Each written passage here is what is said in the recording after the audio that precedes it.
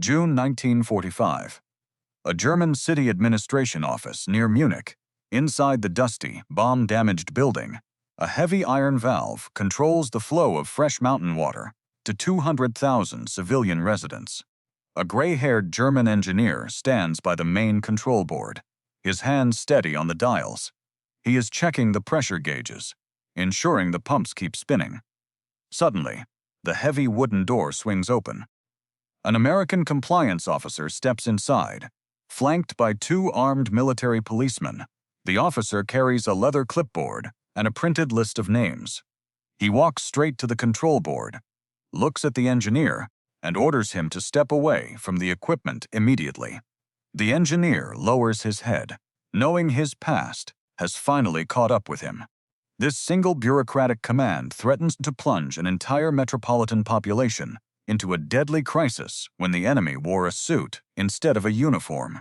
This is the story of how General George S. Patton risked his own military career to prevent a devastating disease epidemic in occupied Bavaria by defying a strict Washington directive. Before we continue, make sure you subscribe to our channel. We tell the World War II stories that show what happened when the enemy wore a suit instead of a uniform. Dr. Fritz Kellner was 55 years old, a native of Munich, and a senior hydraulic engineer assigned to the municipal waterworks of the Bavarian capital. He had spent 30 years studying the flow, purification, and distribution of water through thousands of miles of subterranean iron pipes. He was not a politician, a soldier, or a strategist. When the National Socialist Party assumed total control of the civil service in 1937, Kellner was handed a printed registration form and a stark ultimatum. He could sign the paper, pay his monthly dues, and retain his position, or he could refuse, face immediate termination, and watch his wife and 3 young children starve in a state-controlled economy. He signed the card, locked it inside a desk drawer, and never attended a single party rally or reported a neighbor to the secret police. He simply kept the water running through 5 years of heavy Allied bombardment and the final brutal artillery duel that tore through the city streets. Colonel James Rutherford was 42 years old, born and raised in Washington, District of Columbia, and serving as the chief compliance officer for the Allied Denazification Division in Bavaria. He had arrived in Germany 3 weeks after the surrender, traveling in a polished staff car with pristine leather seats, wearing a custom-tailored wool uniform and boots that had never touched battlefield mud. Rutherford viewed the entire European continent through the narrow lens of policy directives, bureaucratic checklists, and official administrative charts. To him, the post-war world was divided into clean black and white categories with absolutely no room for local nuance or human survival. He believed that every individual who had ever held a party membership card was equally guilty of the regime's worst atrocities, regardless of their actual duties, their personal conduct, or the practical consequences of their immediate removal from the civilian infrastructure. By the summer of 1945, Europe was a landscape of absolute ruin. The German war machine had collapsed completely, leaving a massive power vacuum from the borders of France to the shattered streets of Berlin. Millions of displaced civilians, freed prisoners of war, and surrendering soldiers choked the cratered roads. In Bavaria, the local governments had disintegrated entirely, leaving no judges, no police, no mayors, and no public utility workers. General George S. Patton and his Third Army were handed the monumental task of governing this chaotic territory, maintaining public order, and preventing total social collapse. The primary obstacle was not hidden guerrilla resistance, but basic survival infrastructure. The cities lacked electricity, hospitals were overflowing without medicine, and broken sewage pipes threatened to contaminate the entire region. In Washington, politicians who had never seen a bombed-out city drafted sweeping denazification policies. These directives ordered the immediate removal of any individual who had ever held a National Socialist Party identification card. It was a broad bureaucratic mandate designed to punish the guilty but it failed to account for the practical realities of keeping millions of people alive. Many frontline American military governors quickly realized that the only individuals capable of repairing the electric grids, treating the sick, and managing the water supplies were the exact civil servants who had been forced to join the party to feed their families. Most officers looked the other way, quietly ignoring the strict paperwork to keep the basic machinery of civilization from freezing completely.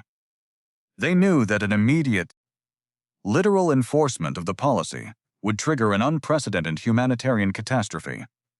In this administrative chaos, the strict compliance officers from the Capitol finally arrived to enforce the letter of the law.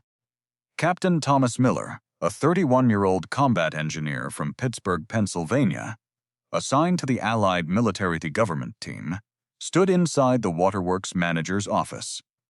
He adjusted his glasses, looking at the typed directive on his desk, then looked across the table at the compliance officer. He explained that removing the director immediately would cause the pressure in the municipal system to drop, leading to a catastrophic breakdown of the water lines. Within 48 hours, Colonel Rutherford tapped his leather clipboard with a silver pen, shook his head, and stated that the text of the directive allowed for absolutely no deviations. Captain Miller explained that there were no qualified American engineers in the entire theater who understood the unique pressure valve system of this specific facility. Colonel Rutherford replied that technical competence was completely irrelevant to the execution of his orders. Captain Miller stated that 200,000 civilians would be left without drinking water, forcing them to use contaminated rivers. Colonel Rutherford adjusted his tailored uniform jacket, leaned forward, and declared that if the local population had to drink from ditches, it was a just consequence for their national actions. He stated that a registered party member is a dangerous agent of the regime, whether he holds a rifle or a wrench. He remarked that his duty was to cleanse the administrative register, not to worry about the state of civilian plumbing. Captain Miller looked at the compliance officer, noting the pristine polish on his boots, and asked if he was prepared to take personal responsibility for the typhus and cholera outbreaks that would inevitably sweep through the district within the month. Colonel Rutherford smiled slightly, stood up, and stated that his orders came directly from the Oversight Committee in Washington, which meant his authority was absolute, and his decisions were completely immune to the complaints of frontline personnel. He ordered the captain to sign the termination paperwork and have the military police escort the German engineer to the regional detention enclosure immediately.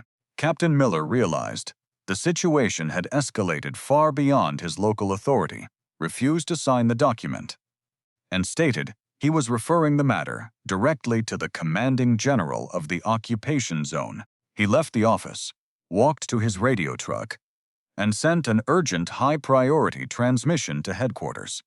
The report reached Patton within the hour. Patton's open-top command jeep roared into the waterworks courtyard within the hour. The general climbed out unannounced, wearing a pristine wool uniform, with 4 polished brass stars gleaming on his helmet and collar, his signature twin ivory-handled revolvers resting in their holsters. Every clerk, military policeman, and engineer in the building snapped to immediate attention as his heavy boots clicked rhythmically across the concrete floor. He entered the office quietly, stopped in front of the desk, and studied the 2 men before him.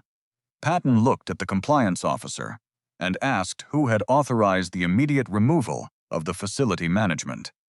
Colonel Rutherford stood straight, smiled confidently, and stated that the Supreme Headquarters Directive on denazification authorized the action. Patton asked how many qualified hydraulic engineers the Compliance Division had brought from Washington to operate the high-pressure pumps. Colonel Rutherford shifted his weight, cleared his throat, and replied that his department did not deal with manual labor, or engineering recruitment.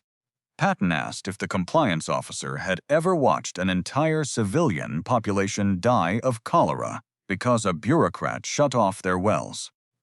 Colonel Rutherford stated that the policy was completely clear and allowed for no individual exceptions.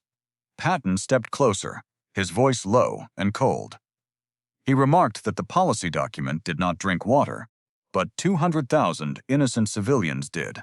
He stated that he had spent the last 2 years fighting an armed enemy across Europe, and he had not done so merely to watch an American clerk murder women and children with an epidemic. He noted that Dr. Kellner had kept the pumps spinning through the worst artillery bombardments, while Washington officials sat in dry, safe offices. He stated that he would gladly hang every genuine war criminal, but he would not starve a city to satisfy a piece of paper. He offered the compliance officer 2 immediate options. He could either leave the municipal building quietly and let the engineer work, or he could take complete physical responsibility for the city's sewage system. Colonel Rutherford looked at the general's intense gaze, his arrogance vanishing instantly. He closed his leather clipboard, refused to say another word, and stood in absolute silence, completely broken by the commander's unyielding authority. General Patton turned to the military police detachment, standing by the door, and issued a swift, public order. He commanded them to escort Colonel Rutherford out of the clean, dry administrative office and march him directly down to the lowest subterranean level of the waterworks facility. The compliance officer was stripped of his polished leather clipboard and forced to stand in the damp, narrow inspection trenches alongside the local German laborers. For the next 12 hours, Rutherford watched the filthy, dark wastewater surge through the massive iron valves just inches from his pristine dress uniform. He breathed in the suffocating stench of raw city sewage, his ears ringing from the deafening roar of the high-powered hydraulic pumps. Every civilian mechanic and passing field officer looked down into the trenches, witnessing the Supreme Compliance Authority completely humbled by the immediate realities of frontline survival. Patton remained inside the manager's office upstairs, personally signing the temporary exemption papers that kept Dr. Kellner at the main control board. The armed guards stood watch at the facility gates, ensuring no further political investigators could disrupt the flow of clean water to the metropolitan population. The local engineers worked with renewed speed, their positions secured by the unyielding authority of the Army commander. Dr. Fritz Kellner remained at the Munich waterworks for another 3 years, quietly monitoring the subterranean valve system until his formal retirement in 1948. He lived out his remaining days in a small brick house in the suburbs of the city, surrounded by his children and grandchildren, completely untouched by post-war prosecutions. He died peacefully in his sleep in the winter of 1967, carrying a simple wooden model of a hydraulic pump that his mechanics had carved for him as a retirement gift. His family preserved the object as a quiet symbol of a man who had kept his community alive during the darkest hours of the conflict. Colonel James Rutherford returned to Washington, District of Columbia, late in the autumn of 1945, following a sudden administrative reassignment from the European theater. He spent the remainder of his professional career behind a metal desk in the depths of the Pentagon, carefully managing logistics schedules and personnel files. He retired from active service in 1958, spent his later years writing unpublished memoirs about bureaucratic efficiency, and passed away in a suburban Virginia hospital in 1974. He remained deeply bitter about his encounter in Bavaria until the end, frequently telling his close colleagues that frontline commanders had compromised the moral integrity of the peace to solve minor engineering problems. General George S.